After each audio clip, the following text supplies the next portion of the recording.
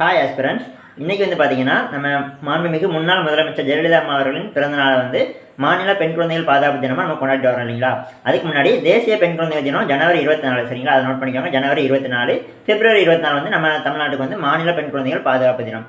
சரியா, ஓகே. 2020 வந்து சட்டப்பேரவை விதி 110 கீழே வந்து நிறைய திட்டங்களை அறிமுகப்படுத்தி நம்ம இந்த நாளை வந்து கொண்டாட போகிறோம்னு சொல்லி அதிமுக அரசு வந்து அறிமுகப்படுத்துகிறாங்க.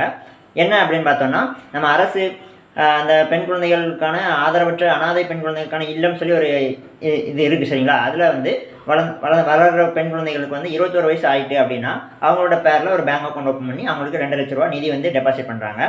அதுபோக 18 வயசு கம்ப்ளீட் ஆகி மேஜர் ஆகி அவங்க வெளியே வர்றப்போ அவங்களுக்கான வேலைவாய்ப்பு பயிற்சி, அவங்க திறனை வளர்க்குறதுக்கான பயிற்சி தொகுப்பு வந்து நிறைய அறிமுகப்படுத்தினாங்க.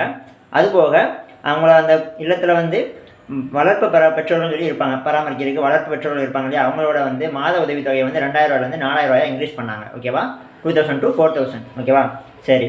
அப்புறம் இந்த பெண் சிசு கொலையை வந்து குறைக்கிறதுக்காண்டி எந்த மாவட்டம் வந்து அது ரொம்ப சிறப்பாக செயல்பட்டுருக்குன்னு பார்த்து அதுக்கு வந்து ப்ரைஸ் கொடுத்து அதை என்கரேஜ் பண்ணுறாங்க.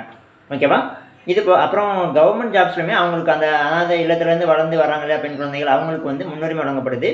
அது போக டிஎன்பிசியை விட்டு அவுட் ஆஃப் சில போஸ்டிங்ஸ் இருக்கும், கவர்மெண்ட்டில் சில வேலைகள் இருக்கும், அதில் வந்து அவங்களுக்கு வந்து டேரெக்டாக அப்பாயின்மெண்ட்ஸும் கொடுத்துட்ருக்காங்க. ஓகேவா ஃப்ரெண்ட்ஸ், இது போக வேறு ஏதாவது இன்ஃபர்மேஷன் உங்களுக்கு தெரிஞ்சுன்னா கமெண்ட்டில் சொல்லுங்கள். Okay, all the best, thank you.